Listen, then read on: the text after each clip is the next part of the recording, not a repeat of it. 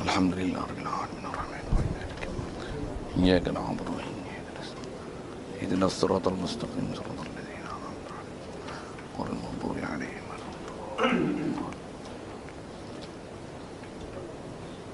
Bismillahirrahmanirrahim. Alhamdulillahi rabbil alamin. Wassalatu wassalamu ala asyrafil anbiya'i wal mursalin wa ala alihi wa sahbihi ajma'in. Subhanaka la ilma lana illa ma 'allamtana innaka antal alimul hakim. La haula wala quwwata illa billahil aliyyil azim. Rabbi shrah li sadri wa yassir li amri wahlul 'uqdatam min lisani yafqahu qawli. Allahumma iftah 'alaina bi futuhil 'arifin bik. Allahumma ij'alna minal ladzina yastami'una al-qawla fayattabi'una ahsana. Allahumma 'allimna mimma jahilna wanfa'na bima 'allamtana wa zidna 'ilman nafi'an ya rabbal alamin. Qala Syekh Musannif rahimahullah ta'ala wa nafa'na bihi wa bi'ulumi fid dharain. Sambungan kita di muka surat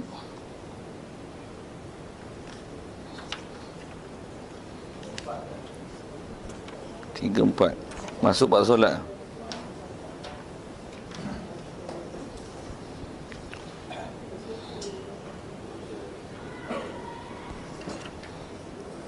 Kata Musannif rahimahullah ta'ala, Kitab Ahkamis Salah.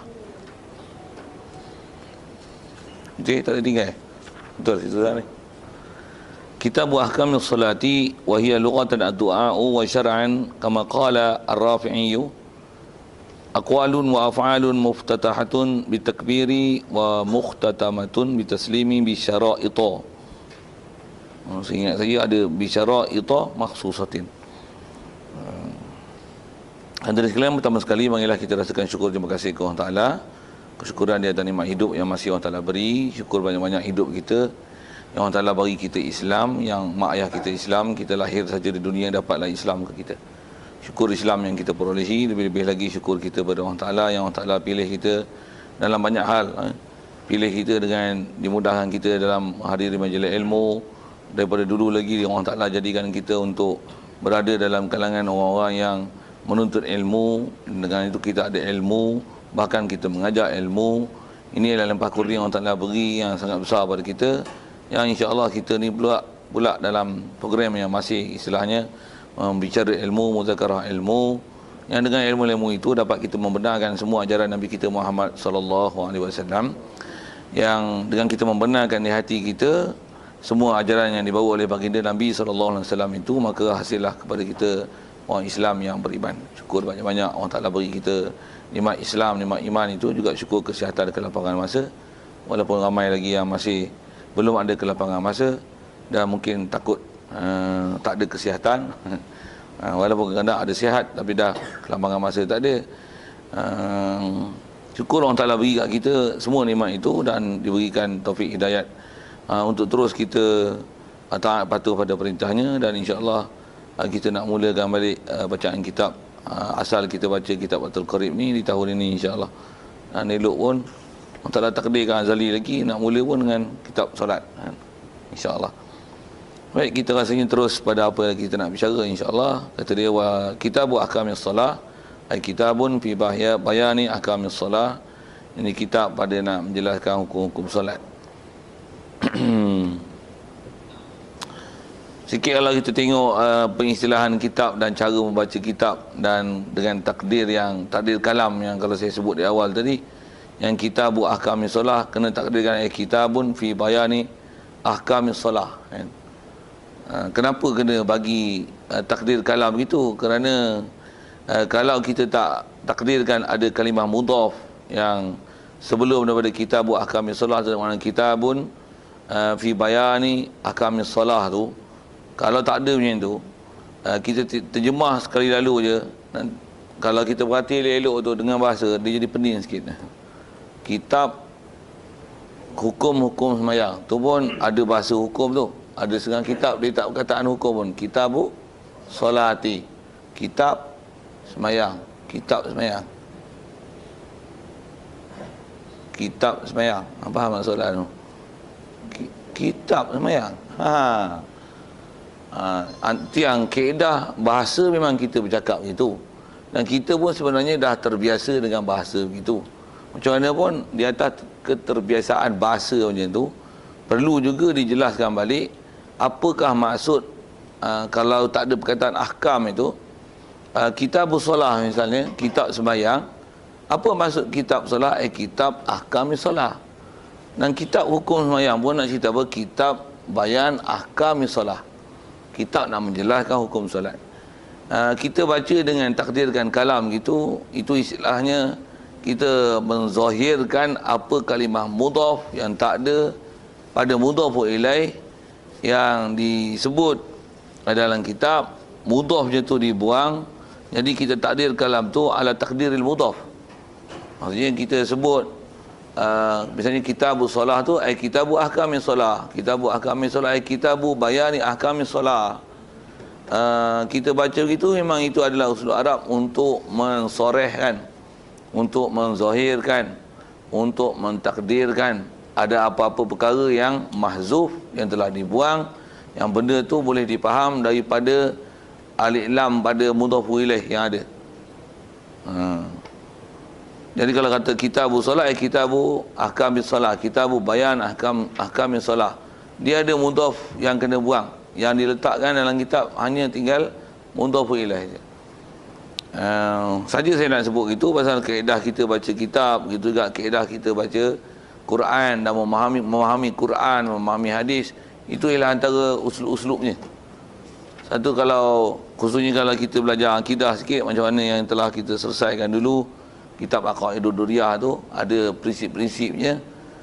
Mestilah kalau kata khususnya dalam bab ketuhanan, kalau ada ayat Quran sekalipun terjemah dia macam ni, terjemah tu ayat Quran bunyinya, waja'a rabbuka wal malaku saffan saffa, datanglah Tuhan, waja'a rabbuka, datanglah Tuhan engkau dan malaikat, sofan sofa, berbaris-baris. Apa sekali lalu faham? Tuhan tu datang dan Tuhan tu berbaris. Macam tu faham dia? Macam tu ke? Jangan anda buat bodoh. Ini bukan cerita perbarisan menteri, Perdana Menteri, perbarisan 31 Ogos apa. Ini cerita buat Tuhan. Betul, kenapa ayat Quran datang itu? Yang ni antara uslub Arab. Begitu banyak. Pasal uslub dia, balaghah dia sangat tinggi. Antara ketinggian uslub Arab yang ada dipakai dalam Quran adalah dengan membuangkan mudhaf, tinggalkan mudhaf ilaih. Waja'a rabbuka waja'a amru rabbika, waja'a rahmatu rabbika, waja'a malaku rabbika. Jadi macam-macam takdir yang boleh itu supaya taklah dinisbahkan ja'a tu siapa? Allah. Macam mana pun isnad yang kata Allah yang ja'a tu isnad majazi, dia bukan kalam hakiki. Saja nak ke sana tu nak menunjukkan itu kaedah yang, dan kaedah tu ada dalam kaedah ilmu nahwu, ada kaedah dalam ilmu balaghah ada, untuk kita memurnikan khususnya baca kalam Arab. Kalau ayat Quran yang tu berkaitan akidah, begitu juga dalam bab kita duk berbicara ni, bab fiqh. Jadi kalau kata kitab solat, kitab sembahyang, tak pelik kitab sembahyang, dia ala takdiril mudhaf, kitabu bayani ahkami solah. Sikitlah ke situ. Macam kita tanya, tengok budak-budak baru masuk asrama, engkau duduk asrama makan kat mana? Makan kantin, dia kata. Melayu pun guna tu, tapi kita tak perasan bahawasanya ada uslub takdir mudhaf ni. Yang ni yang kalau zaman dah ni, kalau kita perhati, ada orang yang kadang-kadang tengok sekali lalu nisbah dia bagi huraian tentang hukum syarak berdasarkan Quran hadis tu, nampak macam cantik, kadang-kadang dia macam nak memperbetulkan benda yang tak betul, yang dia kata ulama dulu tersilap syarah. Yang ni dia orang lah hero nak betulkan, orang punya demo yang sesatnya tu. Tambah apabila yang dia syarahkan tu hanya memahamkan zahir-zahir lafaz saja, yang tu dia ambil faham tanpa dilihat dari sudut nahunya, balaghahnya, untuk memahamkan apa yang ada dalam Quran hadis. Sedangkan Quran hadis datang dengan balaghah yang sangat tinggi. Dia orang balaghah pun tak apa nak mengaji pun mengaji bangkut bahasa gitu kan. Tiba-tiba nak bagi huraian gitu. Sikitlah ke sana awal-awal kitab kan. Nak sebut bab tu, dan selalunya pahaman macam tu selalunya ada Wahabi lah. Wahabi lah yang pahamannya tu. Kalau musim baru yang lepas ni, bab Maulid Rasul ni, orang Kelayu besar. Facebook tu jenuh berjawab. Itu tumpang kelahi dengan dia orang kan. Dia orang nak kelahi, kita pun masuk tu sekeh lagi pokok-pokok yang tak apa reti ni. Dia kata haram lah, bid'ah lah, Nabi tak pernah sambut maulid Rasul lah. Tu yang bangkang-bangkang lah kan. Dia orang tak faham cara nak istidlal daripada hadis-hadis yang ada. Dia orang kalau boleh nak ada hadis, Nabi kata sambutlah hari kelahiran aku. Dia ada hadis gitu baru boleh sambut. Orang tak berhenti, orang tak berhenti faham, tak faham, orang tak dilalah dan istidlal daripada Quran dan hadis. Yang ni ialah antara kawannya. Sikit kalau saya sebut ke Maulid Rasul tu, Maulid Rasul tu, kenapa sambut Maulid Rasul? Tak salah ke? Atau isyarat kata tak salah tu? Antaranya pernah Rasulullah ditanya tentang hari puasa dia, kenapa dia puasa hari Senin. Pernah ditanya, su'ila Rasulullah SAW an saumil isnin. Limadha yasumu yawmal isnin? Kenapa dia puasa pada hari Senin? Rasulullah kata apa? Fadzalikal yawmul ladzi wulidtu fihi, atau kama qala. Itu adalah hari yang aku dilahirkan padanya. Jadi Rasulullah kata dia puasa pasal apa? Hari itu dia lahir. Dia lahir hari Isnin. Dengan dia lahir hari Isnin, dia raikan hari Isnin tu dengan puasa. Apa isyarat? Dia rai hari lahir dia. Itu kan. Cuma dia rai dengan puasa. Kita bukan masalah nak cerita tentang puasa tak puasa. Sepakat ulama mengatakan boleh meraikan hari Rasulullah pasal Rasulullah sendiri meraikan kelahiran dia dengan meraihkan hari lahir dia, dan hari lahir itu adalah Isnin, dan dia raih bukan tahunan, raih dia mingguan, tiap-tiap minggu hari Isnin dia puasa pasal meraihkan hari lahir dia. Selesai. Awaklah dia orang ni bangkut sangat tu yang geram tu, yang ada duk kelahi-kelahi dengan Facebook tu. Dia kata Nabi Muhammad puasa, itu puasa kata dia, ni duk belarak lah, bengong bubuh tu ya kasar kita lah. Sikit lah tu. Tak faham istidlal. Dia orang nak bahas tu hadis. Hadis ni betul ke? Sepak lagi. Geram tu. Saya kata geram tu. Demo ni ahli hadis ke? Pasal ada tempat-tempat yang kita berjawab tu saja tulis Arab. 7 nama yang Facebook yang duk lawan yang dia punya nama tu lah kan. Alamat-alamat dia tu 7 terus nama dia. Nama orang ni, ambil perhatian. Boleh tak Mika faham? Aku tulis apa ni? Tak respon pun. Sah bengong. Aku tulis Arab tak boleh baca. Bubuh tu ya. Nak bahas hadis konon. Aku tulis Arab sikit tak baca, nak baca pun tak boleh. Tambah Arab togel, bubuh gitu, padak-padak bubuh. Pasal nak bahas benda yang dia bukan ahli. Masuk alam tu lagi kelahi besar kita.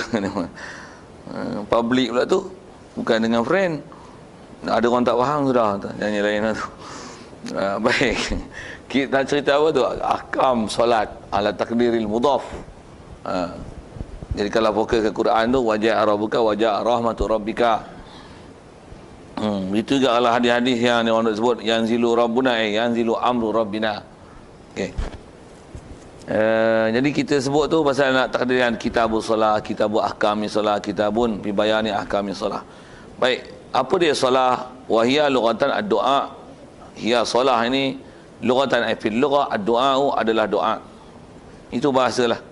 Dan sedia maklum maksudnya dulu lagi kita dah sebut, memang bila bahas ilmu ni tak dapat tidak mesti ada lughatan wa syar'an. Kenapa? Pasal syar'an tu, pasal yang tu adalah makna yang dikehendaki dengan ajaran Nabi kita Muhammad sallallahu alaihi wasallam. Lughatan apa? Lughah tu adalah istikmal kalimah ini sebelum datangnya syariat. Maksudnya di kalangan orang Arab, asal Quran Arab, hadis Nabi Arab. Sebelum datangnya Quran dan hadis dengan bahasa itu, orang Arab dah memang gunakan bahasa Arab dalam pertuturan dan harian mereka dan percakapan mereka. Cuma dia gunakan bahasa Arab yang kita pun guna bahasa Arab dalam syar'i, tapi ada lughah yang mereka pakai pada waktu sebelum datang Quran, datang sabdaan Nabi menggunakan kalimah itu, mereka memberikan makna dia dengan makna yang berbeza. Jadi ada yang qabla Islam, bahasa itu qabla Islam, qabla bi'tsah, sebelum daripada bangkit Rasulullah. Makna orang Arab pakai di kalangan mereka, hurufnya makna macam ni. Datangnya Islam mengubahkan pendefinisian kalimah itu kepada makna lain. Itulah dibahas ulama lughatan syar'an, lughatan syar'an. Jadi kalau lughah ni dengan makna doa, dengan makna sebelum datang Islam dulu, orang Arab memang dah pakai solah, alaikas solah. Maksudnya lazim atas engkau solah, bukan maksud sembahyang. Solah tu dengan makna doa. Alaikas solah. Maksudnya kau kena doa. Kau kena doa. As-salatu alayya. Kena doa atas aku. Jadi dia dah guna solah tu. Datang Islam, aqimus solah. Solah bukan makna doa. Sikit lagi kalau saya sebut ke sana tu tentang pendalilan dan usul-usul ulama ambil faham dengan apa kita bicara lughatan dan syara'an ni. Yang tu yang ulama kita dia letak isyarat, kata ada lughah Arab sebelum datang Islam ada makna tertentu, bila datang Islam mengubahkan penstrukturan makna dan pendefinisian kalimah. Yang tu yang ulama kita dia mereka istilah. Maksudnya lughah Arab asal macam ni, buat satu istilah, masuk dia macam ni, masuk dia macam ni, masuk dia macam ni. Arab macam tu, bahkan Inggeris macam tu, Melayu macam tu. Sikit mudah sebut mouse. Sebelum ada zaman komputer, mouse is red. Isn't it? Tapi bila main zaman ICT, mouse ialah mouse.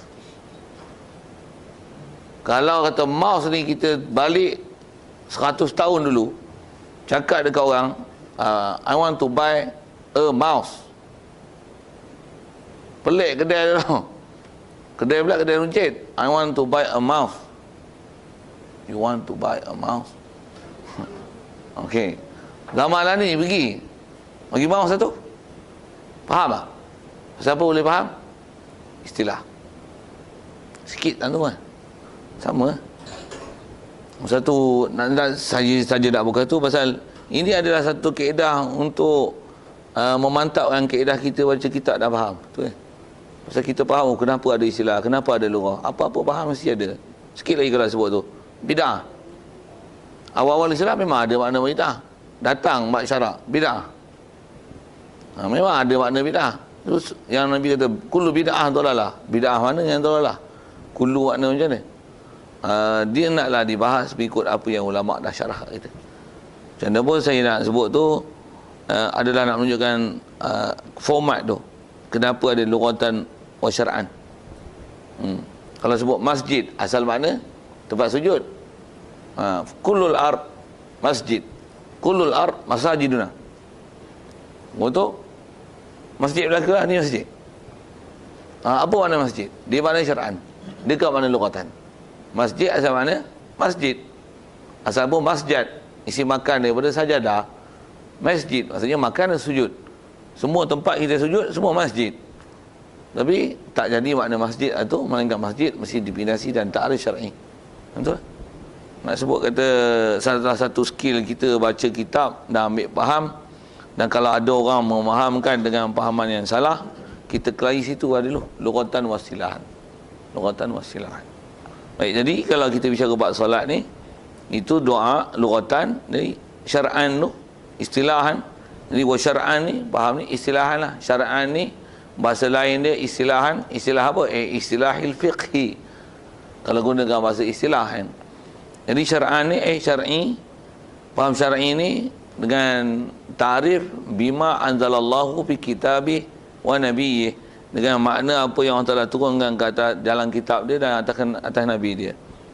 Baik, kama qala Rafi'i. Jadi ta'rif solah kama seperti mana telah didefinisikan oleh Imam Rafi'i. Solat ni apa? Dia ialah aqwalun wa af'alun. Dia ialah beberapa aqwal dan beberapa af'al. Didatangkan aqwal tu dengan nakirah. Itu satu hal tu. Saya pun tak apa nak semak tu. Kenapa nakirah makrifah, dia ada pasal tu, sebab-sebab tu kan. Kalau ikut nahwu dia. Dia macam mana pun nak sebut, untuk sembahyang dia mesti ada aqwal. Jadi ada faham tu, ada rukun qaulinya, ada af'al dan ada rukun fi'linya. Dan nama solat mestilah muftatahatun bitakbir. Iftitah dengan takbir. Jadi apa-apa amalan iftitah dengan takbir, dalam dia ada aqwal dan af'al, dan mukhtatamatun bitaslim, dan disudahi, ditutup dengan beri salam, bisyara'ita, pula tu dengan ada beberapa syarat. Sedangkan kita disebut bisyara'ita makhsusatin, yang tertentu. Jadi pendefinisian ini aqwal, af'al, iftitah dengan takbir, khitam dengan salam, ada syara'id solat. Satu antara kita bicara bab mayat dulu, sembahyang mayat adalah solat. Sujud syukur adalah solat. Sujud tilawah adalah solat. Walaupun kita panggil sujud. Jadi atas penamaan solat tu, segala syarat-syarat solat mesti dipelihara. Pasal apa? Sujud syukur nak mula dengan takbir. Iftitah mesti dengan salam. Dia ada aqwal, dia ada af'al, dan ada syara'id. Antara syara'id itu adalah syurut-syurut dalam bab solat lah. Menghadap kiblat, untuk aurat, suci daripada hadas dan sebagainya. Dan dia ada arkan dia. Jadi kalau kata tak ada wuduk, tak boleh lah nak buat sujud tilawah, sujud syukur. Yang kita bicara dulu bab solat mayat. Walaupun dia hanya sekadar berdiri dan angkat takbir, bagi salam, walaupun tak ada sujud, dia bukan mujarrad doa, tapi dia ialah solat. Solat mengikut definisi syarak. Satu salah kalau ada orang kata boleh sembahyang mayat tanpa wuduk. Pasal apa? Pasal dia doa semata-mata. Memanglah dia doa, tapi dia bukan doa alal itlaq, ataupun istilah-istilah alal itlaq. Maksudnya dia mujarrad doa. Dah, dia lah doa yang syar'i. Doa syar'i, jadi dia akan jadi solat lah. Dia bukan doa mujarrad doa. Ada pun mujarrad doa, angkat tangan, kau doa lah untuk mayat tu, Allahumma filahu warhamhu. Kau doa, tu kau doa sampai mati tu. Doa sampai mati. Maksudnya nak doa panjang-panjang. Bila-bila kau nak doa, ada wuduk, tak ada wuduk, buka aurat, tak tutup aurat, lantak kau doa macam mana pun. Pasal doa tak ada masalah. Tapi sembahyang mayat, dia bukan mujarrad doa. Dia iftitah dengan takbir, ada khitam dengan taslim. Untuk dia solat. Bila solat, engkau tak boleh buat melainkan dengan syarat-syarat solat. Yang tu pun lama ni tak tahu, belakang ni duk dengar banyak sangat orang duk tanya buat tu. Pasal ada keluar TV kot. Dia kata boleh. Saya pasal ngaji tu Tok Guru dah bagi peringat lah. Kata dia jaga, ada pendapat. Oh memang lah ni keluar lah. Benda-benda yang saya masa ngaji tu Tok Guru peringat, muntah lah ni keluar. Kita dah bagi peringat tu, orang dah biasa ngaji. Ustaz nak cerita lah dulu. Okey. Dia cerita balik. Macam mana pun nak ke sana tu pasal nak cerita takrif lah. Baik.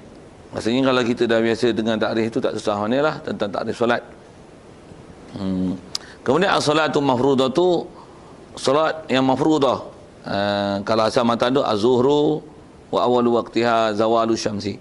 Baik. Salawat mafrudah ni wa fi ba'd nusakh, sebahagian daripada salinan-salinan matan. Tu pun sekali lagi kita tak baca naskhi, tapi kita baca dengan nusakh. Nusakh ni jamak bagi naskhotun.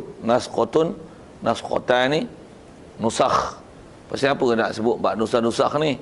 Pasal kitab yang kita pakai ni adalah yang telah dihimpun daripada matan asal yang ulama-ulama kita dulu karang, dema dulu karang. Ada salah silah orang duk belajar ambil oleh dia, semua dengan catatan tangan. Semua ada naskah masing-masing.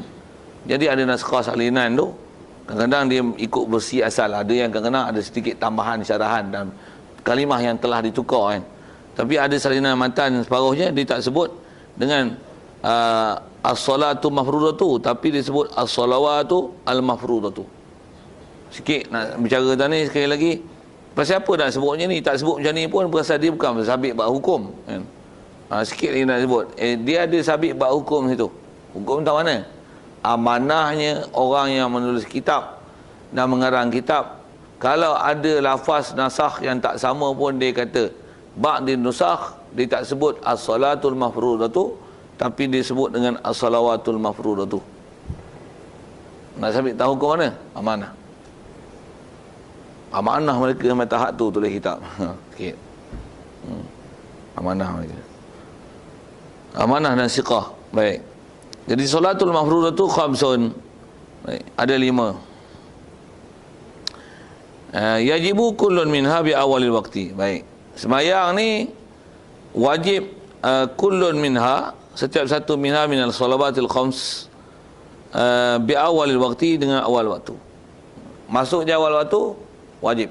Satu, kita ada bicara dulu bab haid, nifas. Orang perempuan, khususnya pasal dia ada istilah manik yang kadang menegah solat.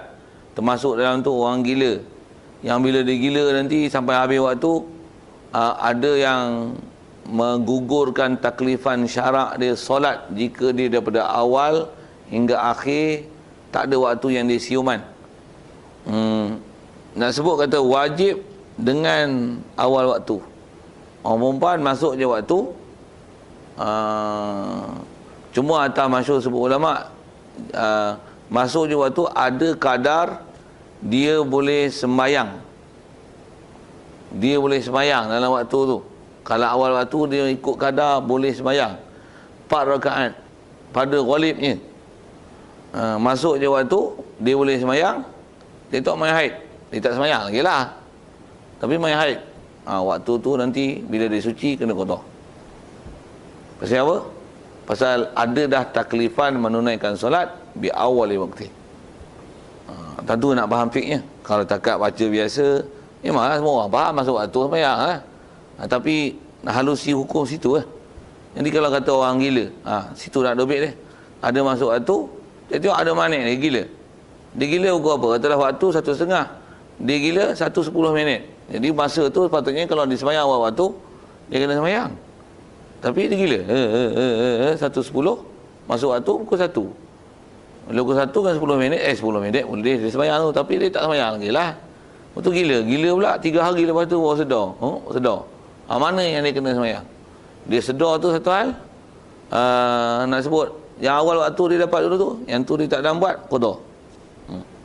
Nak sebut taklifan itu. Jadi taklifan bi awalil waqti. Dan wajibnya solat ni wujuban muwasa'an, adalah wajib yang muwasa'an, wajib yang diluaskan. Asal terjemah tu muwasa' tu, yang ni istilah usul fiqh ni. Wajib yang diluaskan. Istilah wajib luas ni maksudnya kita, kalau asal mana muwasa' tu dia ada sempadan awal hingga akhir.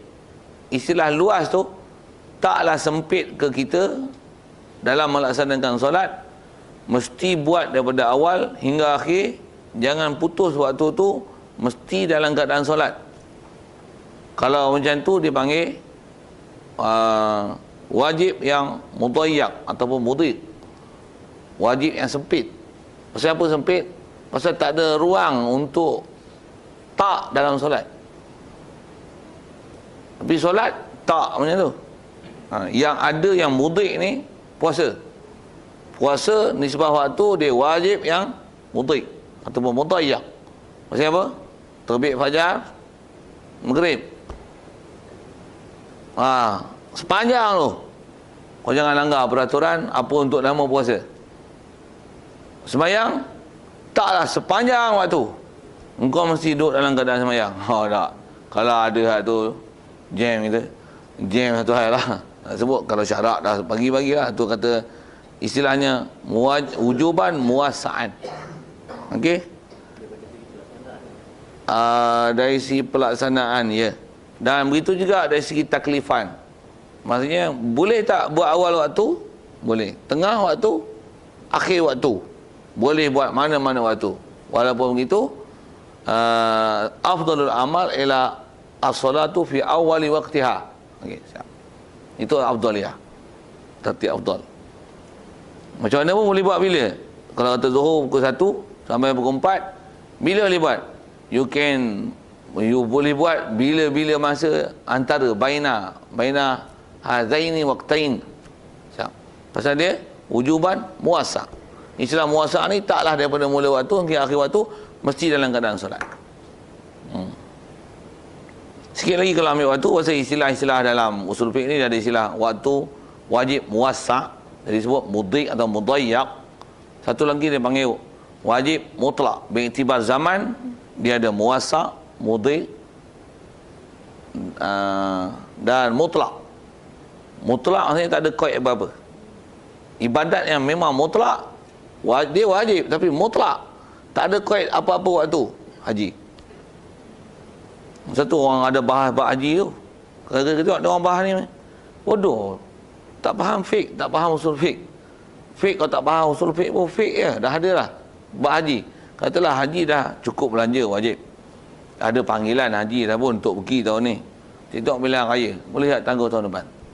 Jawab. Tak boleh? Siapa tak boleh? Dia bukan waktu muasak. Dia bukan waktu mudrik. Dia waktu mutlak. Apa maksud waktu mutlak? Tak buat tahun ni, tahun depan. Tak tahun depan, tahun lusa. Tak tahun lusa, tahun tulat. Tak tahun tulat, tahun tunggin. Muhfi gitu. Maksudnya boleh tangguh. Kalau dia memang nak buat, dia tangguh mati. Dia bukan tak nak buat tau. Tapi nak buat. Nisbah mati ada kita bicara bab mayat dulu, wajiblah keluarkan belanja haji dia yang pasal dia dah wajib haji. Nisbah kita buat berdosa tak? Tak, pasal dia waktu tu waktu mutlak. Anytime boleh buat. Buat awal, afdalnya buat awal lah. Macam mana pun boleh tangguh.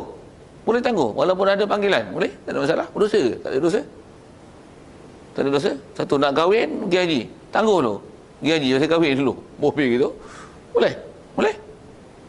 Tapi kalau semayang akad nikah, buat kenduri kahwin dengan semayang. Semayang, aku tinggal kenduri akad kenduri. Semayang dulu. Semayang nak ambil waktu lah. Pasal dia muasak. Haji mutlak. Bukan mutik tak, muasak pun tak. Dia istilahnya mutlak. Mutlak tak. Macam mana pun, kalau ada hadis orang bertikai tu. Hadis akan sebut, siapa yang dia kuasa untuk buat haji, dia tak buat haji. Dia tak mati ila mata Yahudi dan Nasrani. Memang ada hadis sebut itu. Dia tak mati melainkan mati Yahudi dan Nasrani. Itu macam mana tu? Hadis tu. Ulama tanggung. Jadi Nasrani nak jadi Nasrani Yahudi ni jadi murtad weh. Murtad ni macam mana boleh jadi syaitan murtad? Kaedah kita belajar dalam qawaid, dalam bab akidah tu. Didik dengan akidah tak? Bab akidah buat dosa semata-mata, dia tak jadi murtad. Untuk macam mana hadis itu sebut Yahudi Nasrani? Tanggung Yahudi Nasrani itu jika dia menafikan dia dah tak buat haji, dia menafikan wajib haji. Sedangkan wajib haji itu sabit cukup syarat semua pada dia. Menafikan wajib haji murtad. Yahudi Nasrani. Ataupun dia tak menafikan, dia tak buat macam mana? Dia tak buat, tak menyebabkan jadi Yahudi Nasrani. Hadis tu ialah ancaman untuk orang yang tak ada ingin langsung untuk buat haji. Yang ni memang dia nak buat, cuma dia tangguh di atas mungkin ada benda-benda yang istilahnya untuk lebih aula untuk ditakdim kan. Sebut contoh pilihan raya, misalnya bagi contoh isu pilihan raya tu lah kan, kalau buat usia haji ditangguh tu. Kaedah fiqhnya macam mana? Harus. Boleh tangguh. Bahkan kalau tak isu pilihan raya pun, berapa ramai orang yang mampu buat haji tak buat haji okay? Lebih-lebih lagi kalau buat haji, tengok syarah macam ni. Buat haji. Haji kita sekarang ni kalau nisbah apa yang disebut oleh ulama dengan syarat wajib haji, memang haji di sekarang zaman lah ni tak wajib. Siapa? Antara satu syarat yang luput dalam bab haji ialah tak aman perjalanan. Tak mana tak aman, lalu mesti kena cukai. Mesti ada kotik on tarik. Dan siapa bagi kutip cukai tu? Kerajaan Malaysia, kerajaan Arab Saudi. Dua-dua kutip. Malaysia dengan custom lah apa dan sebagainya. Antaranya pasport. Lagi Arab Saudi masuk. Dia mesti bayar visa. Mesti bayar cukai levy untuk dapat apa tu? Visa lah, dapat visa. Dapat visa mesti kena bayar. Berapa saya tak tahu. Pergi tanya Abu Haji. Abu Haji pun tak pernah cerita lah tu. Di atas kata tak selamatnya perjalanan kerana ada istilah orang minta bayaran nak lalu. Itu istilahnya cukai. Walaupun berdaftar dengan kerajaan, dia taklah illegal punya, dia unlegal. Maksudnya kerajaan yang lantik pegawai dia untuk jadi customs kan? Ataupun immigration itu minta bayaran secara rasmi daripada pihak kerajaan. Itu adalah istilah tak aman perjalanan, tak amnut tariq, tak wajib haji. Tapi tamu haji tak pernah keluar kenyataan tu. Saya je keluar. Saya dah, kalau saya ngaji dulu, tok guru pondok baca kitab semua itu. Cuma nak pergi lah. Kita ni walaupun tak wajib, tak gamak rasa tak nak pergi. Asal nak bicara tahu hukum tu. Jadi memang nak pergi. Kalau wajib pun, kalau kita memang tangguh tak jadi Yahudi Nasrani, apatah lagi tak wajib, tak ada masalah. Untuk lah ni kalau nak pilihan raya dengan tak pergi haji, tangguh kan. Nak pergi haji pasal pilihan raya. Memang tak ada masalah langsung. No problem at all. At all. Oh, geram itu. Saya punya style lah, pengulangan fakta-fakta tu. Tak ada masalah. Pasal nak sebut waktu muasa', mudhi' dan mutlak. Jadi haji mutlak. Dia wajib mutlak. Kalau wajib kali pun, wajib mutlak. Maksudnya mutlak macam mana? Kau mau nak pergi bila? Cuma janganlah pergi buat haji bulan Muharram. Pening. Buat haji bulan Muharram. Ada tak faham tanya lain. Saya kata pening siapa itu. Tak pernah ngaji buat haji lah tu. Okey. Dia wajib wujuban muasaan. Jadi asal bicaranya awal waktu dah ada taklif. Jadi orang perempuan yang khususnya dalam permasalahan tu lah masalah haid, masalah nifas. Khusus bab nifas ni masalah bersalin lah. Yang menyebabkan kata ada wajib taklifan itu. Okey. Dia tak ada nak sana tapi wajib tu dah ada. Dan dobit awal waktu tu tak mana dia mesti ada qada boleh untuk dia sembahyang sekurang-kurang waktu untuk dia ambil menunaikan solat tersebut. Kalau dia yang orang yang istilahnya bermasalah salisul baul, ada istihadah, kewajipan dia bersuci itu juga adalah masa yang turut dijumlahkan untuk mengirakan waktu yang sepatutnya diambil untuk ada taklifan wajib. Katalah orang perempuan ni dia istihadah.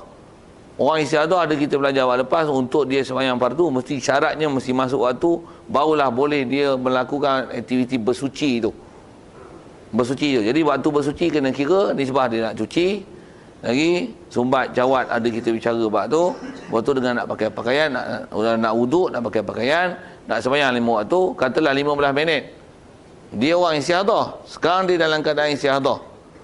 Masuk waktu tengok jadi haid. Istihadah tu jadi haid.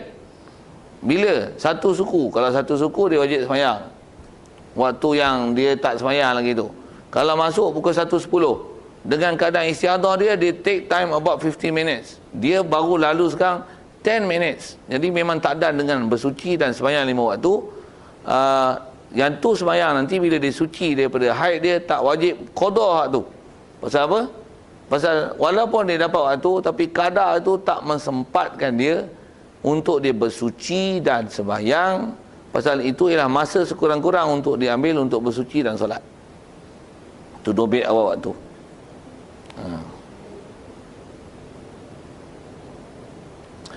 Baik, jadi wajib itu ila ayyabqa minal waqti ma yasi'uha.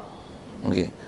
Sehingga kepada ayyabqa minal waqti bahawa kekallah tinggallah daripada waktu apa yang kekal tinggal ma yasi'uha ma barang. Ma sini waktulah zaman yasi'uha meluasi ia maha akan dia solat akan solat. Jadi luas ni sampai pada tahap waktu yang dia boleh pilih waktu tu. Yang tu istilahnya waktu muwassa'. Baik, bila dah sampai katalah waktu asar 4.30. Sekarang 4.25. Ni waktu kritikal dan waktu kecederaan. Tapi cedera ni tak betul juga saya rasa tu. Kecederaan dah lepas waktu tak? Kalau main bola lah. Masa dah cukup setengah jam adalah tu. Limit setengah jam. Dah setengah jam, whistle tak tiup lagi. Itulah waktu kecederaan, betul tak? Tak tahu. Tak ada kaki bola. Betul lah macam tu kan? Saya nak tanya waktu, bahasa saya tak betul lah. Nanti malu ke orang. Ni nak upload masuk internet ni. Betul bahasa tu. Kecederaan dah habis waktu, tu whistle tak tiup lagi. Tu kecederaan tak? Kalau tambahan tak ditambah lah. Waktu dia katalah habis, ada 3 minit lagi nak habis. Itu bukan waktu kecederaan lagi. Itu masih dalam waktu. Kan? Itu masih time play. Kan? Waktu untuk bermain kan? Dia orang ni tak ada kaki bola seorang. Bagus tunggu bola. Warak-warak belaka ustaz-ustazah ni. Tak ambil langsung babak tu. Bila tak ambil tu kita tak reti nak bagi istilah. Puak-puak tu nanti dengan bahasa orang tak apa faham tu. Macam mana pun aku faham, aku reti aku dah cakap. Saya dah tersilap cakap dia kata waktu kecederaan. Tak bahasa cedera tu. Waktu kecemasan lah. Kecemasan emergency. Kalau tak semayang, dia akan jadi terbabas. Tu. Terbabas apa? Waktu. Terbabas waktu maksudnya nanti akan ada sebahagian daripada solat yang dia semayang keluar daripada waktu. Yang kalau dia andai kata dia semayang mengikut standard semayang yang biasa, kalau saya sebut ni 4.30 habis waktu, sekarang 4.25, 5 minit untuk semayang 4 rakaat. Katalah itu standard waktunya. Dia ada 4 minit saja lagi tinggal, dia masih belum takbiratul ihram, berdosa besar. Sedangkan dia boleh buat sebelum pada tu. Dan berdosa besar, dan waktu dia tak panggil muwasa', fayadiqu hina izin. Maka jadi sempit ia waktu hina izin ketika itu. Waktu tu sempit lah. Dia tak ada choice lah untuk pilih-pilih waktu.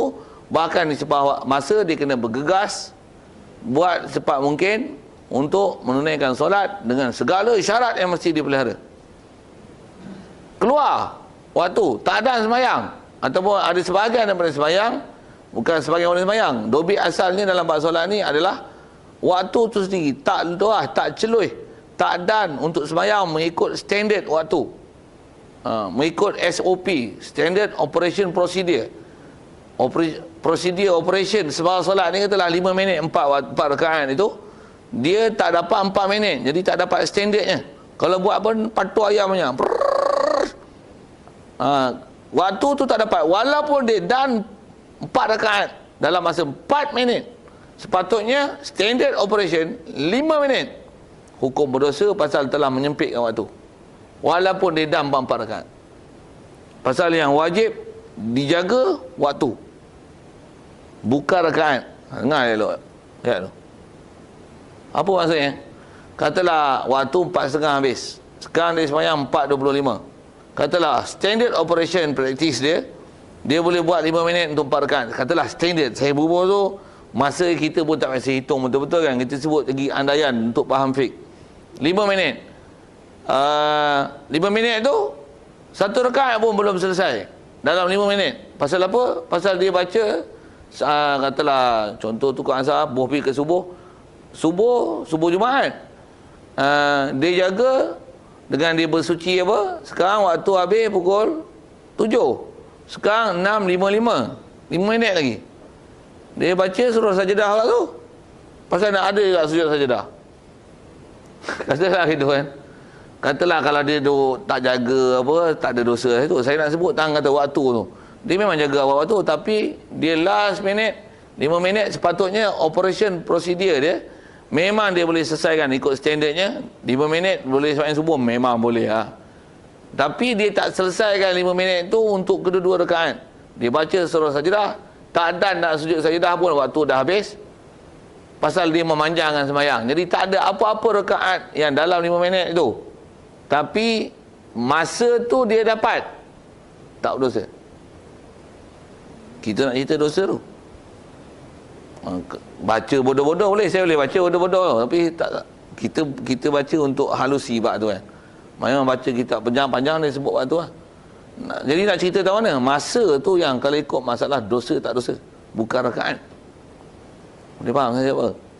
Jadi kalau katalah dia tak ada 1 rakaat pun, pukul 7 habis sembahyang subuh, dia mula sembahyang 6.55, sembahyang subuh dia habis pukul apa? 7 suku, katalah gitu kan, dengan sujud sajadahnya untuk habiskan 2 rakaat tu. Berdosa tak dia? Di atas kata dia sembahyang, dia habiskan 7 suku, sedangkan dia boleh perhabiskan dalam waktu sebelum pukul 7, sebelum habis waktu. Maksud sebut ulama dengan kaedah kita bicara ni, tidak. Pasal apa? Waktu tu memang standard operation procedure, dia boleh habiskan sembahyang dia 2 rakaat dalam masa 5 minit. Waktu itu dia dapat, dia tak dihukum cuai, dia tak termasuk dalam ancaman allazina hum an salatihim sahun. Dia tak termasuk orang-orang yang lalai meletakkan waktu dalam sembahyang dalam waktu. Dia masih dalam waktu, cuma pasal dia memanjangkan solat dengan sebab bacaan surah, tak semua, tak the whole solat dalam waktu, tapi prime time dia, prime time yang dia dapat tu memang menempati piawaian untuk diselesaikan dalam waktu. Kalau seseorang tu sembahyang zuhur, dia mungkin safir tersebut, dia sidang maghrib Ujung ujung lah, dia hanya dapat 2 rakaat pada zuhur, lepas tu tiba-tiba dia dengar asar. asar. Ya. Sembahyang asar tu, dia dosa ke tak? Dosa tak sah, dosa atau tidak waktu. Waktu. Cuma kalau atas kata musafir dia boleh niat jamak tu satu hal kan. Tak payah musafir kan. Musafir ni masalah jamak tak jamak tu. Katalah dia tak musafir, bila tak musafir dia kira waktu tu. Katalah habis asar Zuhur 4.30. Bila dia sembahyang asar? Sembahyang Zuhur 4.25 katalah itu. Katalah dengan masa sepatutnya boleh habis. Tapi baru sembahyang 2 rakaat masuk dah asar. Saya sebutkan bahasa tadi sepatutnya boleh habis. Waktu tu kena kira betul-betul lah kan. Kita tak bisa tengok jam ni. Kita tak tahu prime time waktu yang sepatutnya standard tu. Tengok tak habis 2 rakaat lagi dalam waktu asar, tak dosa. Tapi dengan sebab dia tanggak sembahyang tu, tanggak 4.30 habis, 4.26 baru mula takbir, berdosa lah. Pasal apa tanggak sampai tengah tu? Walaupun dalam masa 4 minit tu dia sembahyang cukup rukun syarat semua, habis. Assalamualaikum warahmatullahi wabarakatuh. Habis. Allahu Akbar. 4 rakaat dan dalam waktu. Tapi sepatutnya waktu itu atas standard operation, maksudnya pelaksanaan standard, memang tak boleh lah masuknya, tak boleh celusnya. Dia boleh itu pasal dia cepatkan tempo dia. Siap sebelum azan asar. Masih berdosa pasal waktu itu adalah perkiraan bukan rakaat. Boleh.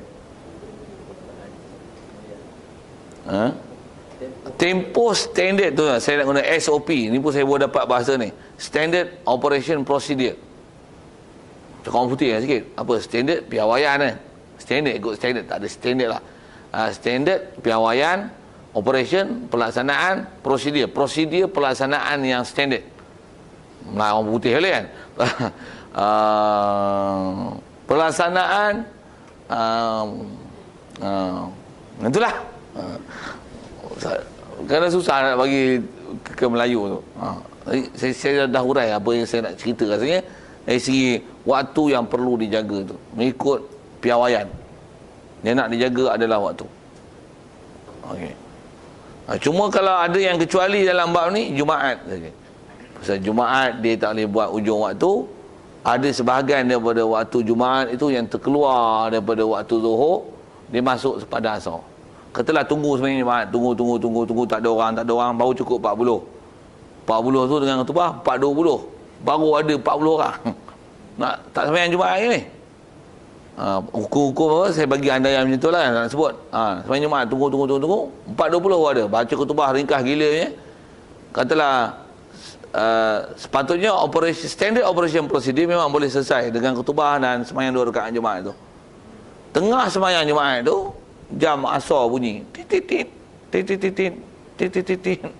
masuk waktu asar, sedangkan sedang tengah sembahyang Jumaat, tak jadi Jumaat, dia jadi Zuhur, wajib perhabiskan 4 rakaat Zuhur, automatik tukar convert jadi sembahyang Zuhur. Pasal Jumaat tak boleh buat sempadan, melepasi sempadan waktu.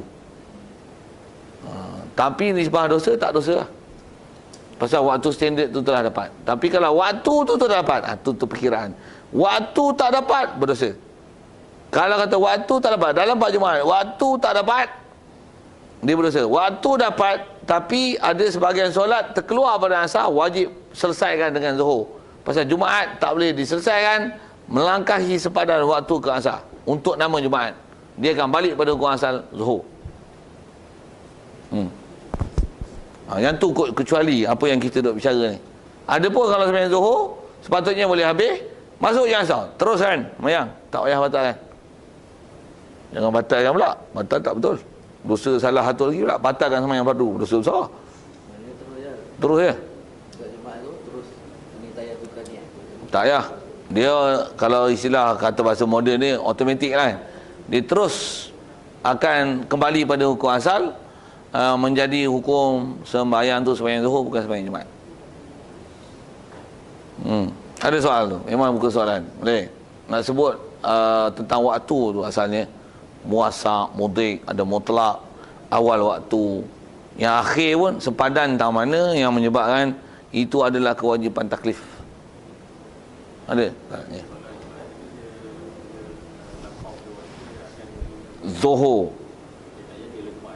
Tak. Cuma khutbah dah lalu lah. Tengah semayang Zuhur Jumaat tu, itu masuk asar. Habis tu maksudnya tak boleh diselesaikan dengan Jumaat. Sambunglah kena 4 rakaat. Dia tak boleh diselesaikan dengan 2. Sengaja buat 2, batal lah solat. Pasal dia tak boleh buat 2. Dia akan terus ke Zuhur. Tu guna bahasa automatically. Itu yang nisbah Jumaat terangkat, waktu tu dah nak tadi. Standard operation. Ya. Nisbah Jumaat angkat-angkat dosa tak dosa di atas waktu standard operation time tu. Standard operation procedure time tu.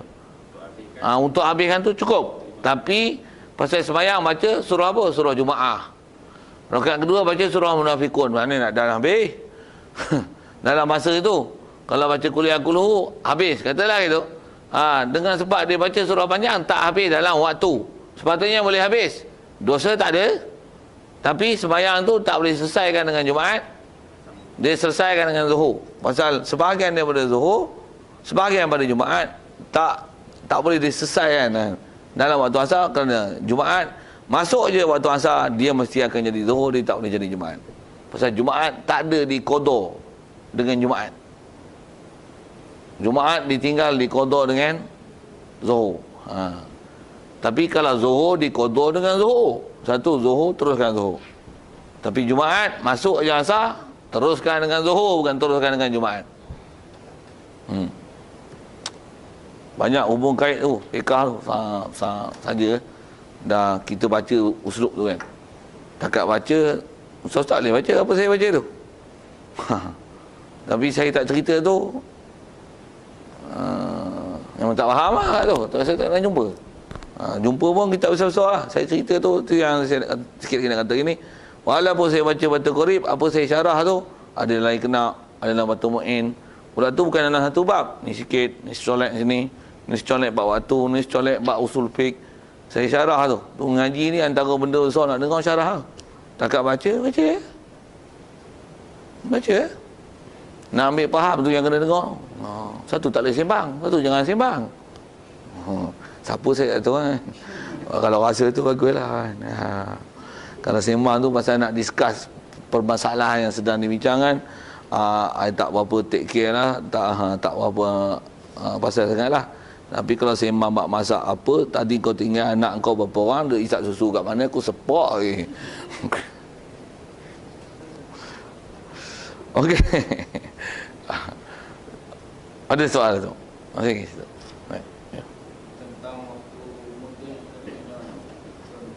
Contoh, kalau contoh mudah buntik tu, kalau asal kita bicara solat tadi, hujung waktu. Memang sepatutnya Zuhur 5 minit, katalah itu. Asar 4.30, dia sembahyang 4.25. Buntik lah tu. Maksudnya kau memang tak boleh tangguh lah. Mesti sampai waktu tu, mesti kena sembahyang. Tak boleh tangguh lah. Tu buntik. Contoh tu kot susah sikit kan. Contoh mudik yang paling tepat, yang memang itu adalah contoh asal dalam usul fiqh, puasa. Masuk, katalah subuh, waktu 6, pukul 6.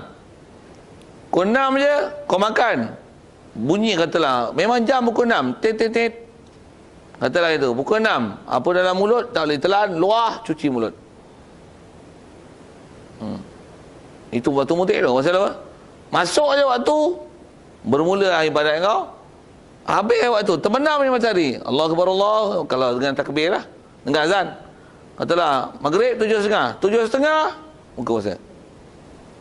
Macam mana pun, mudik dari sisi sudut sepadan tu.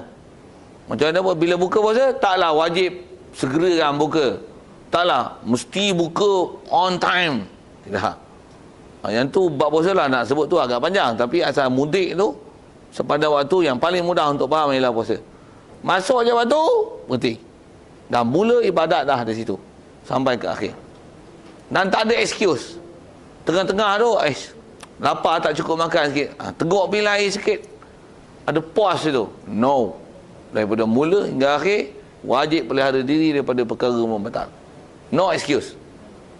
Itu kot. Boleh. Ya, menjadi sepadan tu ibadat lah. Puasa, mana yang ibadat puasa? Tanya lagi. Tak mana yang puasa? Tak mana yang puasa? Puasa daripada mula waktu sampai maghrib lah. Itulah puasa. Boleh? Faham? Kalau sembahyang, mana yang sembahyang? Takbir dengan salam tu ialah sembahyang. Bukan daripada awal waktu sembahyang sampai ujung tu sembahyang.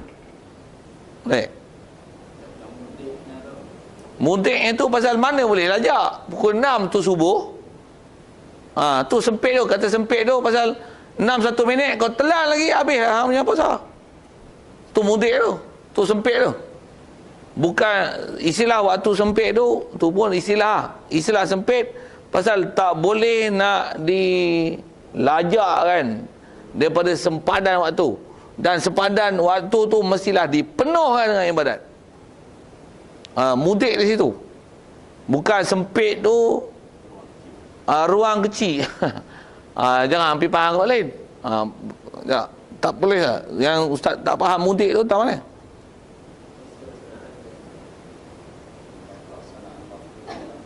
Tu sempit pelaksanaan tu bukan sembahyang tu puasa tu mudik pasal sat je, bukan maksudnya tu.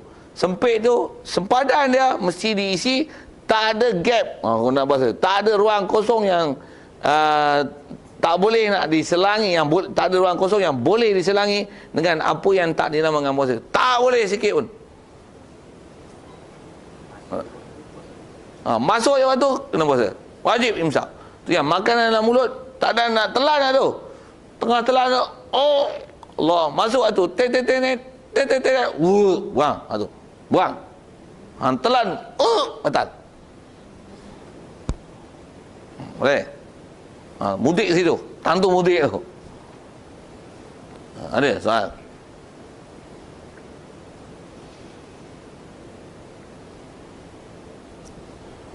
Tu sami-sami tu dengan usul fiqh tu. Tak mana usul fiqh? Tak mudik, muasak, ada mutlak. Boleh? Sikit lagi tambahan masih tahu waktu. Tadi kita sebut khususnya orang berpuasa haid dan nifas tang awal waktu, akhir pula pasal taklifan akhir. Kalau masalah awal waktu yang wajib taklif, khususnya orang perempuan saya sebut tadi masalah haid, begitu juga orang gila yang setaraf dengan itu, yang ada manik menegahkan ibadat, awal waktu adalah waktu standard untuk dia boleh laksanakan ikut SOP, standard operation procedure dia, untuk melaksanakan solat di awal waktu. Adapun di akhir, tengok, akhir lain, dia taklah waktu melaksana, tapi ada taklif, nak sebut ada taklifan jika dapat walaupun sebentar waktu, walaupun sedetik. Dua misal, waktu maghrib 7.30, orang perempuan ni sedang haid ni, dia dalam waktu untuk kering haid, celup ada, ada tak kena semayang lagi lah. Waktu memang celup ada, saat celup tak ada, dia dalam nak proses nak putus lah tu. Celup ada, celup tak ada tu tak faham, tanya lain. Pada aku ajar, pernah ajar lah, pernah belajar kan, kut yang tak pernah belajar dulu, ataupun yang berapa orang yang dia kurang ajar dalam bab tu, tanya lain. Saja saya nak guna bahasa tu sedap sikit kan. Dia celup ada, celup tak ada, jadi masih ada lah, celup ada tu tak ada, itu dia nak putuskan nanti ada tak ada tak mana. Nak tengok tu lah. Kalau kata maghrib 7.30, 7.29 cek tak ada, katalah tak ada, tak ada, cek tak ada, untuk masuk maghrib. 7.10 cek pula tak ada, 7.30 tak ada. Kalau katalah dah terbiasa itu memang tak ada lah. Apa nak buat? Wajib mandi, sembahyang maghrib. Soalnya tak asar tu, wajib tak sembahyang asar? Saya kata celup tak ada ni, pukul apa ni? 7.29. 6. Betul kan saya sebut kan? 7.10 ni. Silap waktu saya sebut tu lah. Sorry. 7.30 tadi tu kan. 7.30, 7.29 tu jadi 7.10 lah. Sorry 8.10 saya sebut. 8.10. Sorry. Silap contoh. Sorry. Duk ingat nak buat pukul 7 pun 7.30. Sorry, berlalu dalam waktu 7.30 waktu maghrib. 7.29 tu, cek, tak ada. Tu. 7.40, saya tanya 7.40 bukan 7.10 tu. 7.40, tak ada. 7.50, tak ada. Mandi semayang lah. Maghrib je malah kena semayang pasal ada maghrib tu. Asar tu. Semayang tak? Semayang. Pasal apa? Pasal, kan saya kata waktu maghrib 7.30. 7.29 dia cek, tak ada. Jadi bila mula tak ada? 7.29. Maksudnya sebelum maghrib dah tak ada. Asar tu wajib. Dan kaedah juga kita dah belajar dalam fiqh. Mengikut atas kaedah Syafi'i kita, mana sembahyang yang boleh jamak, asar tu memang hukum dapat dah waktu. Dan dia dapat last waktu, last minute. Wah, pasal memang minute. Oh, saya bagi contoh tu. Minit yang terakhir. Cek, tak ada. Untuk lepas maghrib pun tak ada. Jadi maksudnya dah suci lah waktu tu. Wajib asar tu diqada. Dan bila sembahyang tu sembahyang jamak, wajib juga diqada zuhur. Zuhur tu satu hal Ada hukum yang kita pernah sebut dulu. Dan pokok asar. Asar tu hukum dapat waktu walaupun just last minute. Dan kalau ikut dalam sebut dalam kitab, bukan just minute, dia just last second. Dobit yang disebut ialah kadar takbiratul ihram. Walaupun dapat kadar takbiratul ihram akhir waktu, dia ada hukum akal dan istilahnya tak ada mani' menegahkan ibadat. Hukum wajib ibadat waktu tu. Cuma nak buat waktu tu susah Tapi nak sebut taklifan tu ada. Jadi bila kata dia boleh buat nanti, waktu tu dia kena qada. Contoh kita sebut tu ialah haid, sikit permasalahan tu. Contoh orang gila, waktu 7.30 dia buat duduk tu lah tuan. Dia tengok pap sedar. Tengok jam, pegang handset, tekan 7.29. Dia siap ada jam situ. Siap ada azan tu. Allahu Akbar, Allahu Akbar. Baru azan. 1 minit. Saya beri contoh minit senang untuk mudah dobit tu. 1 minit sebelum azan waktu, dia dah siuman pada gila. Maghrib memang kena sembahyang. Asar tu wajib juga sembahyang. Cuma nak sembahyang kena qada lah. Tapi taklifan ada. Pasal akhir waktu wajib taklif syarak dengan dapat walaupun masa sekadar takbiratul ihram. Akhir waktu mengikut kadar takbiratul ihram.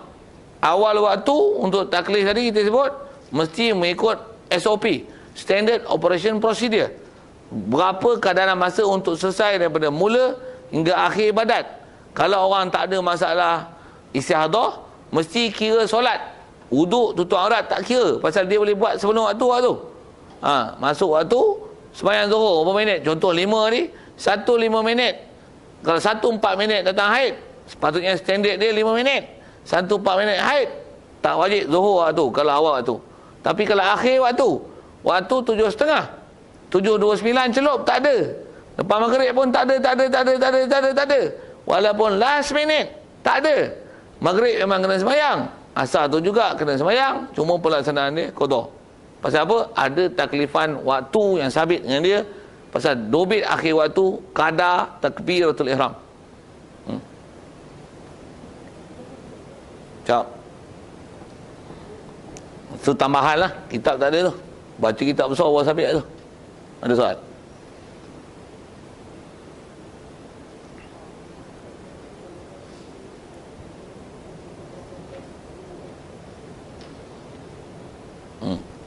Tak ada nak sambung lah.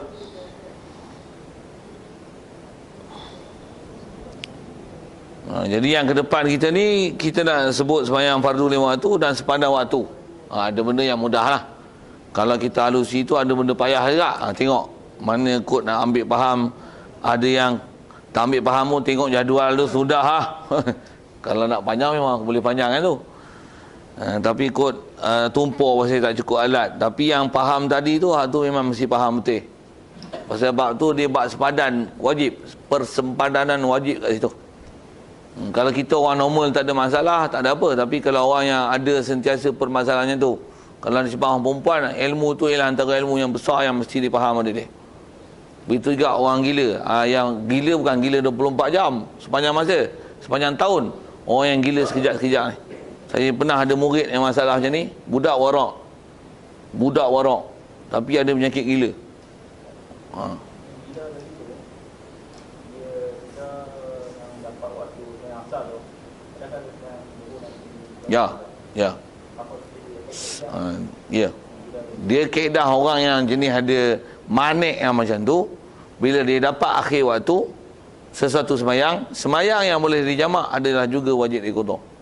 Kalau katalah dia sedar pukul 5, asal memang kena semayang, maghrib zuhur kena qada.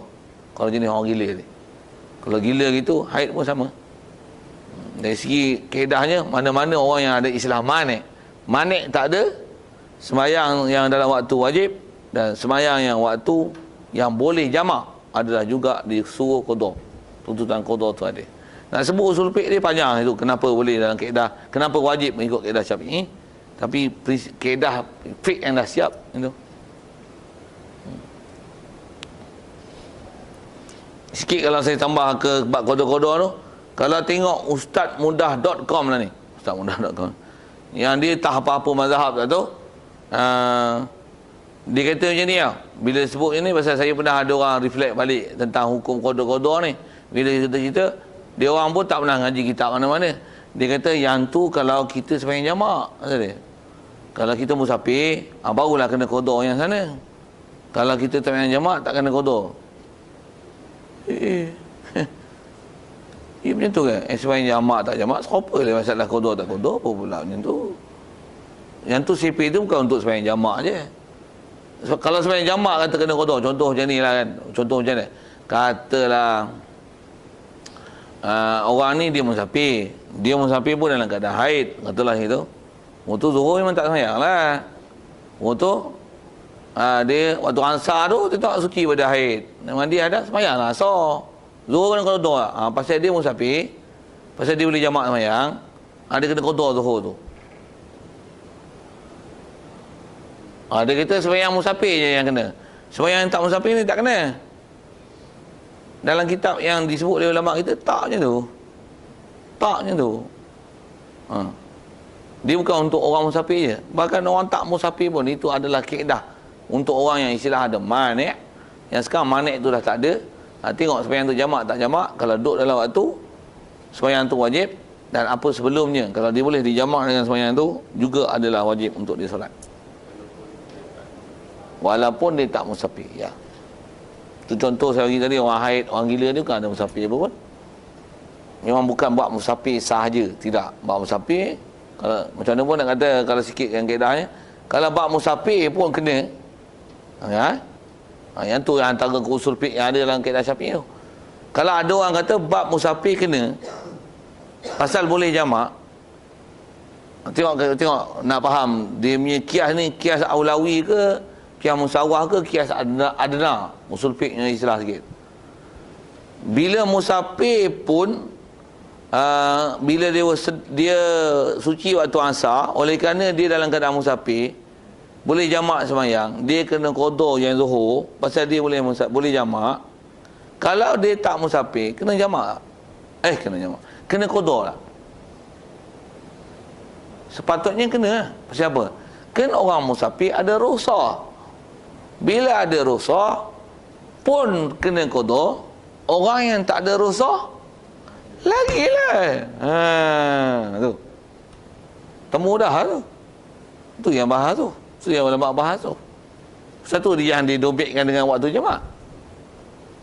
Kalau faham jamak kena, orang yang musafir yang boleh jamak kena qada, yang tak jamak. Sedangkan orang musafir ni dia dalam keadaan istilahnya dia ada masyaqqah safar.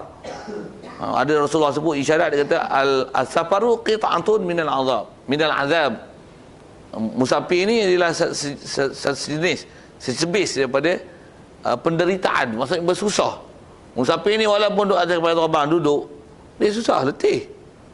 Walaupun duduk atas kapal terbang letih. Tak faham sudah dengar saya sebut, aku musafir selalu, aku tahu lah. Dia ni musafir panggil kursus je. Apa saya cerita ni? Nak sebut kalau orang musafir pun yang sedangkan dobit musyaqqah tu ada kat dia, ada rukhsah kat dia, yang tu pun kena qada, apatah lagi orang yang tak ada masyaqqah apa-apa, maka kesagiannya adalah lebih besar untuk dia mengqada. Boleh faham tu? Takut salah faham. Dia orang haid, orang perempuan yang bila sakit, dia habis haid dalam masa puasa. Okey. Ini makna sini dia kena sembahyang asar. Ya. Dan kena qada zuhur. Walaupun dia tak musafir.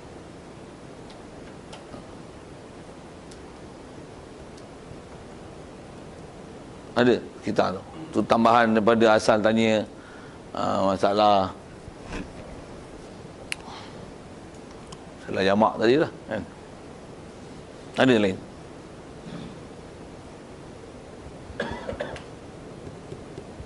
Baik. Jadi asal matanya as-salatul mafrudatu khamsun badal khamsun az-zuhru, zuhur. Masuk zuhur ni salatu zuhri. Sembayang waktu 5 zuhur, sembayang zuhur. Sembayang waktu zuhur. Bukan sembayang zuhur. Ala takdiri mudhaf. Salatu zuhri salatu waqti zuhri. Salatul maghrib, sembahyang maghrib. Apa makna sembahyang maghrib? Sembahyang waktu maghrib. Apa makna waktu maghrib? Maghrib tu maksudnya waktu ghurub. Maghrib tu isim zaman daripada ghuraba. Ghurub. Jadi maghrib maksudnya zamanul ghurub. Jadi salatul maghrib salatu zamani waqtil ghurub. Tu. Sikit yang tu memang kaedah-kaedah Arab yang memang kalau kita faham betul bahasa, kita akan dapat faham Arab ni best, very smooth. Cantik, clear, senang faham. Cantik faham, sebiji-sebiji.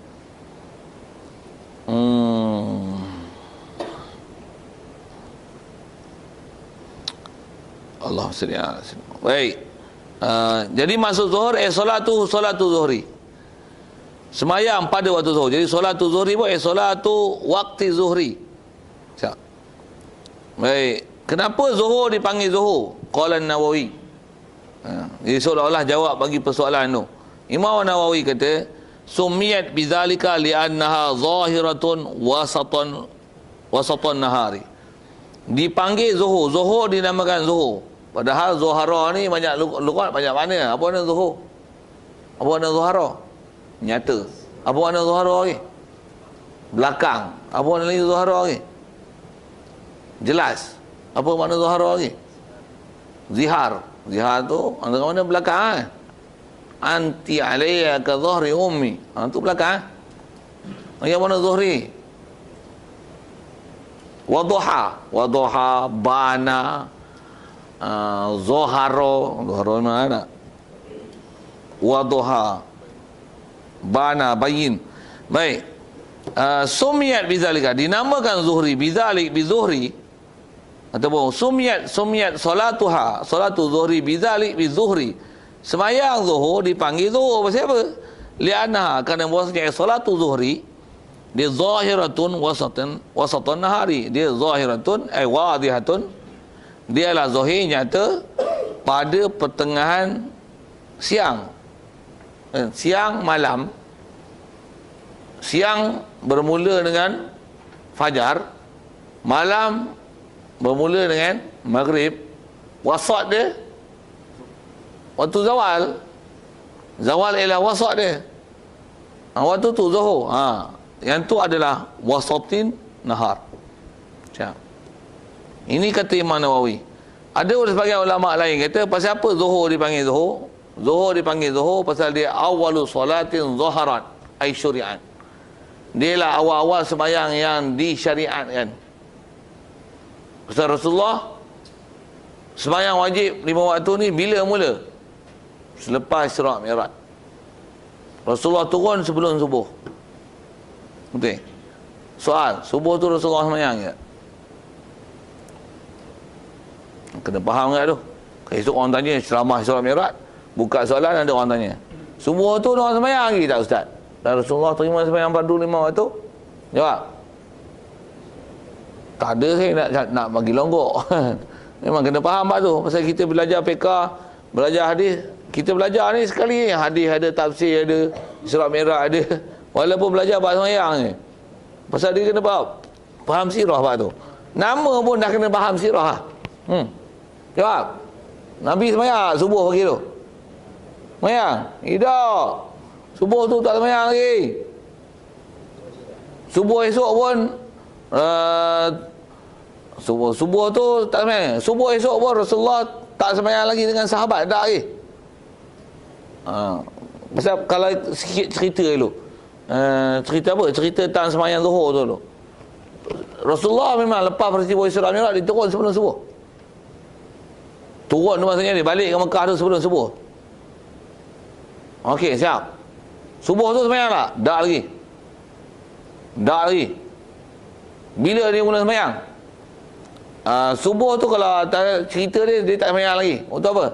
Waktu hampir-hampir zuhur baru Jibril datang. Mengajar Rasulullah sembahyang, ajak Rasulullah sembahyang. Waktu gelincir tu Jibril kata, "Ya Muhammad, jom." Jibril yang imam, Rasulullah makmum. Ikut aku, sembahyang macam ni. Jibril yang ajar, imam, Rasulullah makmumnya. Sembahyang 4 rakaat. Lepas sembahyang, Jibril kata, "Hadza awwalu waktu zuhri." Hadza awwalu waktu. Ini adalah awal waktu. Jadi itulah sembahyang yang mula-mula yang Rasulullah sembahyang lepas peristiwa Isra Mi'raj. Terus Rasulullah sembahyang, sahabat tak sembahyang lagi. Pasal Rasulullah pun belum diajar macam mana nak sembahyang. Yang mengajar sembahyang ialah Jibril. Jibril yang imam dengan Rasulullah. Lepas tu macam mana? Dia ajar sahabat ke? Tak ada perintah untuk ajar sahabat ke? Pasal Rasulullah baru diajar awal waktu. Lepas tu? Asar pula. Hampir-hampir asar, Jibril datang. Masuk je asar. Kaedah bayang tu yang kita jumpa bab bayang tu. Jibril yang ajar tu. Ini ialah awal waktu asar. Sembahyang 4 rakaat. Jibril imam. Peristiwa tu Jibril imam, Rasulullah makmum. Pasal nak ajar sembahyang 4 rakaat. Maghrib dekat nak terbenam matahari datang. Begitu juga Isyak, waktu hilang syafa merah. Subuh waktu hampir terbit fajar. Sembahyang. Okey, tu subuh. Rasulullah baru Rasulullah seorang sembahyang. Sahabat Rasulullah tak ajar lagi. Hari kedua tu Rasulullah sembahyang Zuhur tak sembahyang lagi Rasulullah. Masuk waktu dia tak sembahyang lagi. Pasal Jibril tak bagi perintah apa-apa lagi. Pasal kewajipan tu di atas perintah Jibril. Jibril datang, dia yang bawa wahyu. Nak suruh sembahyang tak sembahyang. Hari kedua Jibril datang akhir waktu. Dekat-dekat nak habis zuhur tu datang. Sembahyang 4 rakaat dengan Rasulullah. Ini akhir waktu asar. Dia habis bagi salam je masuk asar. Ini akhir waktu zuhur, silap sebut. Ini akhir waktu zuhur. Habis. Asar sembahyang awal waktu ke? Tak. Tak sembahyang ni. Asar tu. Padahal masuk waktu asar lah. Tak. Jibril pun tinggal Rasulullah. Dekat nak maghrib tu. Kadar yang boleh masuk waktu asar. Waktu boleh sembahyang waktu asar. Jibril datang, jom sembahyang. Di imam, Rasulullah makmum. Habis yang sembahyang, masuk maghrib. Jibril kata inilah akhir waktu asar. Jadi hari kedua tu sampai subuh, sebelum terbit matahari Jibril datang. Inilah akhir waktu subuh. Tu hari kedua. Hari kedua tu zuhur tu baru diperintahkan Rasulullah untuk sembahyang bersama sahabat Rasulullah imam. Rasulullah telah diberikan maklumat lengkap. Awal waktu bagi 5 waktu, akhir waktu bagi 5 waktu. Tu yang kita kena belajar, awal waktu dan akhir waktu. Pasal pengetahuan tu Jibril ajar ke Rasulullah, pengetahuan tu juga kita kena belajar. Jadi hari pertama Rasulullah sembahyang awal waktu, hari kedua Rasulullah sembahyang akhir waktu. Jadi hari ketiga tu baru Rasulullah sembahyang dengan para sahabat. Pasal informasi tentang solat dah diajar. Mengajar kita juga prinsip apa? Nak sembahyang, nak buat apa-apa pun kena belajar dulu baru buat ibadat. Ngaji dulu. Kita dah mengaji bertahun dah baru belajar. Pak. Patutnya sebelum balik dah terror apa ni. Ya. Maknanya kalau sebelum tu Rasulullah dia sembahyang Sebelum Isra' Mi'raj tu. Bagus soalan tu. Rasulullah kalau ikut riwayat yang disebut oleh ulama, sebelum dia sembahyang tu memang ada perintah sembahyang, dan sembahyang tu antaranya sembahyang tahajud. Antara yang Quran selalu masyhur orang sebut tentang sembahyang tahajud tu, wa minal laili fatahajjad bihi nafilatan lak. Antaranya ya ayyuhal muzammil qumil laila illa qalila nisfahu aw inqus minhu qalila. Jadi ayat tu suruh sembahyang dah. Jadi sembahyang tu sembahyang mana? Masyhur sebut ulama memberikan tafsiran ayat Quran yang suruh sembahyang yang sebelum Isra' Mi'raj adalah sembahyang tu, nisbah sembahyang tu sembahyang tahajud saja. Memang ada perintah tu, dan khususiat wajib pun pada Rasulullah. Allah, pasal asal perintah ke Rasulullah, macam mana pun perintah wajib pada Rasulullah. Sahabat kalau ikut nisbah perintah tak ada lagi. Macam mana kalau atas tanya macam mana dia sembahyang? Dia sembahyang mengikut syariat man qablahu, syariat Nabi Ismail alaihissalam. Atas tanya kaifiat, dia sembahyang mengikut kaifiat tu. Pasal kaifiat yang Rasulullah, yang eksklusif untuk Rasulullah, baru Jibril ajar selepas Isra' Mi'raj. Antara kalau kata mana yang eksklusif untuk Rasulullah saja, kita akan jumpa nanti kalau dalam syarah-syarah kitab memang disebut yang memang eksklusif untuk Rasulullah saja, yang tak ada pada umat dulu adalah bab sujud. Pasal faham daripada itu, umat-umat dulu sembahyang dia tak ada sujud. Sujud tak ada. Sujud memang adalah khusus yang memang untuk umat Nabi kita Muhammad sallallahu alaihi wasallam. Jadi Jibril datang tu antara yang benda khususiat, benda barunya adalah sujud. Adalah sujud. Jadi satu kalau sikit sebut tu, tiang kalau kita tengok orang Yahudi, dia tunjuk video apa orang Yahudi sembahyang dekat duk tu. Betul tak betul adakah umat dulu sembahyang itu, tu satu hal. Tapi dia orang tak ada sembahyang dengan sujud. Sembahyang dia yang tu berdiri tu, bukan duduk. Diri tu, duduk makan dinding tu. Apa benda dia baca tu, yang tanya saya.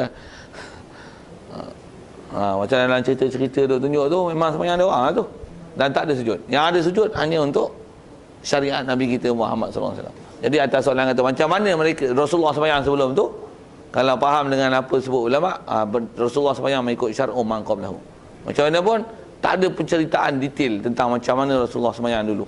Tapi atas umum yang ulama bagi tafsiran, itulah.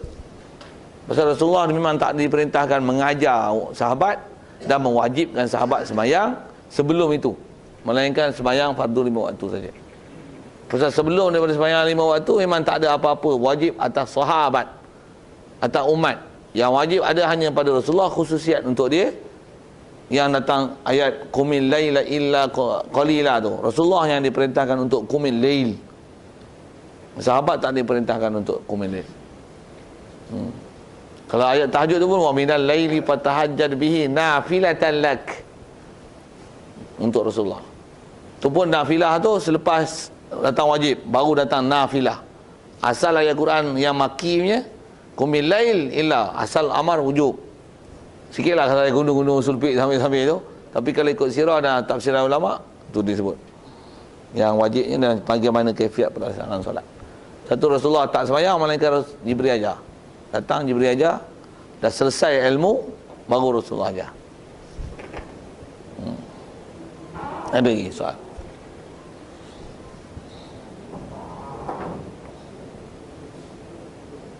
Jadi asal ke sana tu nak kata sembahyang zuhur dipanggil zuhur pasal apa? Pasal satu, tang pelaksanaan dia wasatin nahar.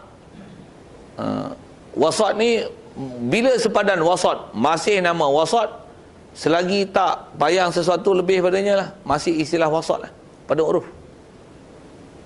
Sikit kalau ambil bahasa tu, wasat betul-betul wasat lah, waktu zawal tu. Bila masih istilahnya dalam waktu zawal, selagi panjang bayang tak lebih daripada sesuatu lah. Dubit dia macam tu lah kalau dalam kita kan. Itu masih istilah zawal lah. Macam kita kata, bila waktu PM, AM, pagi, petang, dia ada persempadanan itu. Yang zawal ni bila? Zawal memang betul-betul zawal. Dan masih bila? Masa bila masih ternama zawal. Masih ternama zawal selagi tak panjang bayang sama dah, lebih pada sesuatu bayang yang asal. Okey. Asal nak cerita tentang awalu salatin zaharat, yang ni dia kata li'annaha zahiratun wasat nahar. Dan ada sebagian ulama kata zuhur dipanggil zuhur kerana dia ialah awalu salatin zaharat, awal-awal sembahyang yang zahir, yang nyata tu tentang Rasulullah sendiri dan nyata di kalangan sahabat. Satu, kalau kita sebut tertib sembahyang, solawat sembahyang fardu, apa dia? 5. Apa 5 tu? Zuhur disebut dulu. Pasal apa? Sembahyang yang mula-mula umat Islam sembahyang ialah zuhur. Satu kalau buat jadual pun, apa dulu? Zuhur dulu. Pasal apa? Iktidaan. Lepas tu bil Quran, bil sunnah, dengan iktidaan bil fi'li, dengan perbuatan. Sembahyang yang mula-mula sembahyang zuhur. Satu kalau nak berbuang angka 4, 4, 3, 4, 2. Ada orang berbuang angka 2, 4, 4, 3, 4. Tu mula dengan subuh. Sikit lah kan nak tu. Nombor, ada orang guna dengan bahasa ni, nak telefon Allah Ta'ala senang je. 2, 4, 4, 3, 4. Tak, tukar nombor, bukan 2, 4, 4, 3, 4. 4, 4, 3, 4, 2. Kenapa lah gitu? Awalu salatin zaharat ila zuhur. Mula dengan angka 4, bukan angka 2. Sikitlah ke prinsip tu sikit kan. Macam mana pun reka bila prinsip itu, format tu tak ada masalah. Tapi bila tatbik dengan syarak, tak lagi murni cantik. Dan mengapa tu, kan cantik kalau tusun 4, 4, 3, 4, 2. Ada orang tak faham tu, tanya lain apa benda 4, 4, 3, 4, 2 tu kan. Tapi boleh faham, muka budak-budak orang faham. Okey, selesai tu. Ada soal? Ya.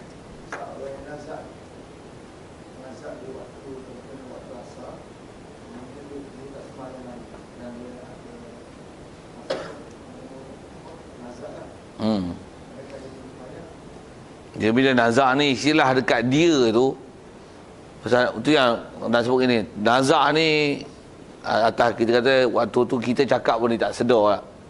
Okey. Taklifan solat adalah di atas selagi dia ada akal. Okey, waktu dia nazak tu dia sendirilah dia kena sedar dia ada akal tak ada akal. Kalau memang pada waktu tu dia sedang bertarung, bukan bahasanya itu kan, waktu sakaratul maut, duk mabuk-mabuk lah. Istilah mabuk-mabuk nak mati. Nama nazak tu, istilah syarak kita ialah sakaratul maut. Waktu sakaratul maut, sakarat tu daripada sakara. Wa taran nasa sukara. Ada muskir. Sakara makna mabuk. Sakaratul maut, mabuk-mabuk mati. Bila mabuk tu maksudnya ada akal ni tak sempurna lah. Kita panggil pun dia tak dengar. Kita ajar mengucap pun dia tak apa sedar. Dia sedang berlaku pertarungan dan keadaan mabuk-mabuk nak mati tu. Kalau atas faham tu, pada dia tak ada akal sempurna, tak ada taklif lah kat dia. Dia yang kena tahu hukum pada masa tu. Kat kita tak ada, kita panggil pun tak sedar, tak ada lah kat kita taklifan untuk bagi tahu dia. Tapi kat dia, nisbah kalau katalah masa tu dia masih sedar, dia nak semayang, dia kena semayang. Satu kalau nisbah dia, kita kena semayang masa tu. Kalau kita sedar. Kalau masa tu pun kita pun waktu tak tahu dah, kita pun tak ada. Saya jawab soalan. Boleh? Cuma kena rasa dah alami sikit. Waktu nazak sakaratul maut tu kena bayang sikit. Kena hayalan tinggi sikit tu. Kena ada imajinisasi apa-apa. Macam itulah bahasa dia. Masa saya jawab soalan. Ada?